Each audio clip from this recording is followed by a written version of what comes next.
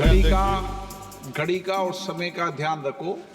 6:30 बजे मंत्री जी मैं आपके एक से एक शब्द की वैल्यू समझता। आप कहो मैं बैठ जाऊंगा सर। नहीं बोलिए, आपको बोलने के लिए देश की जनता ने भेजा है। धन्यवाद अध्यक्ष। नए सदस्य हैं, लेकिन उन्होंने बहुत अच्छा विधेयक पर बोला है। पड़ोस वाले भी समझ लो।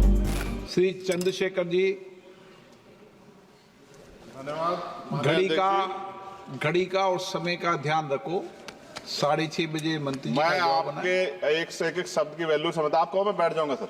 नहीं बोलिए, आपको बोलने के लिए देश की जनता ने भेजा है। धन्यवाद अध्यक्ष। हम आपदा प्रबंधन संशोधन विधेयक पर विचार कर रहे हैं सर, जिसमें मूल अधिनियम की 79 धाराओं में से 51 धाराओं में संशोधन का प्रस्ताव है। हालांकि ये संशोधन आवश्यक हो सकते हैं, परंतु यह तरीके कुछ जटिल हो सकते हैं, खासकर नए सदस्यगण मेरे जैसे के लिए, जिन्हें मूल अधिनियम और संशोधन विधेयक दोनों का अध्ययन करना पड़ता है। इस विधेयक की समझ में कठिनाई हो सकती है और विधायी प्रक्रिया में जटिलता आ सकती है। इस संदर्भ मेरा सुझाव है कि यदि संशोधन विधेयक के माध्यम से मूल अधिनियम को ही प्रतिस्थापित करके एक नया विधेयक प्रस्तुत करे, तो यह न केवल विधेयक को अधिक स्पष्ट और समझने में आसान बनाएगा, बल्कि लेजिस्लेटिव ड्राफ्टिंग प्रक्रिया को भी सरल कर देगा। वर्तमान में संविधान की 7वीं अनुसूची में इसकी स्पष्ट एंट्री का उल्लेख नहीं किया गया है। मंत्री जी कृपया यह बताने का कष्ट करें कि वर्तमान विधेयक संविधान की 7वीं अनुसूची के किस एंट्री में कवर है। यह प्रश्न इसलिए महत्वपूर्ण है क्योंकि यदि हम इसे संविधान की 7वीं अनुसूची में स्पष्ट रूप से दर्ज करते तो यह विधेयक लाने का आधार और संसद की विधायी शक्ति को स्पष्ट रूप से मान्यता मिलती।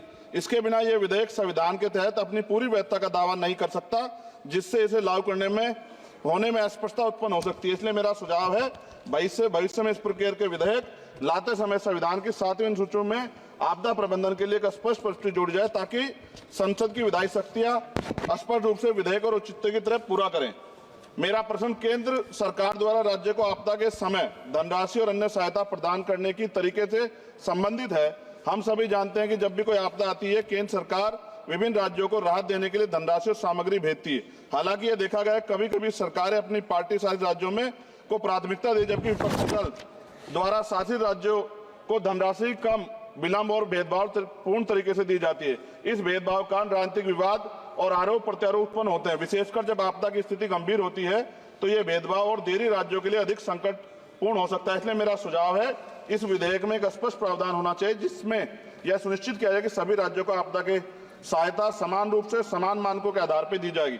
यदि प्रारंभिक सहायता प्रदान की जाती है तो यह सभी राज्यों के लिए समान और किसी भी राज्य में भेदभाव का शिकार उसको ना होना पड़े। साथ साथ विधेयक में यह प्रावधान है कि आपदा डाटाबेस के साथ अगर आर्टिफिशियल इंटेलिजेंस, रिमोट सेंसिंग और डाटा एनालिटिक्स जैसी टेक्नोलॉजी का इस्तेमाल कर डाटाबेस की उपलब्धता बढ़ा सकते हैं।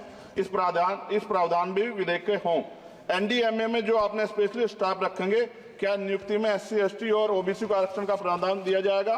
क्या ये बल सिर्फ मैन पावर होंगे या आवश्यक राहत सामग्रियों उपकरणों से भी लैस होंगे? इन बलों को वित्तीय संसाधन भी देने होंगे जिससे प्रभावी ढंग से कार्य कर सकें।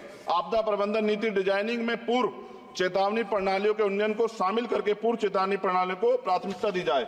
आपदा प्रक्रिया कोष में ऐसे प्रावधान होने चाहिए कि आपदा होने के 24 घंटे में ही प्रभावित राज्य जिला प्रशासन को एक निश्चित प्रारंभिक राशि जारी हो सके।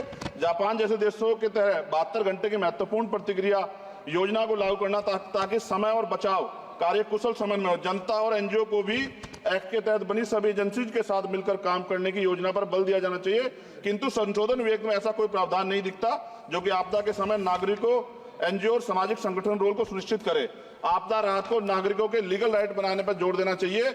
और अध्यक्ष जी, सबसे महत्वपूर्ण ये है, आपदाओं में अपने परिजनों और संपत्ति को खोने वाले व्यक्तियों के मानसिक स्वास्थ्य को सहायता प्रदान करने के लिए मनोवैज्ञानिक पुनर्वास कार्यक्रम को आपदा प्रबंधन नीतियों में एकीकृत करने की आवश्यकता है। वायु प्रदूषण ये भी एक तरह का डिजास्टर है।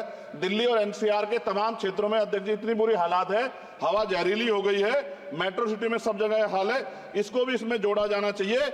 लोगों का जीवन कीमती है, लोग जब सुरक्षित नहीं रहेंगे तो फिर जीवन कैसा? सर, नगीना लोकसभा क्षेत्र से मैं आता हूं सर।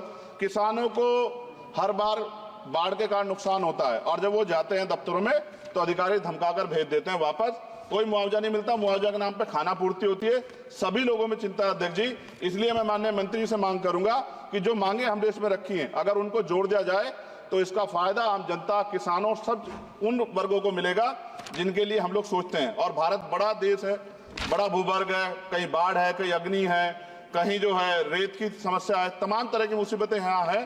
तो मैं माननीय अध्यक्ष जी आपके माध्यम से सरकार से मांग करता हूं और माननीय मंत्री जी से कि इस बिल पे, जिस विधेयक को और मजबूत करें जिससे इसका लाभ जनता को। माननीय अध्यक्ष जी आपका धन्यवाद। नहीं, नए सदस्य, लेकिन उन्होंने बहुत अच्छा विधेयक पर बोला है। पड़ोस वाले भी समझ लो, अच्छा है।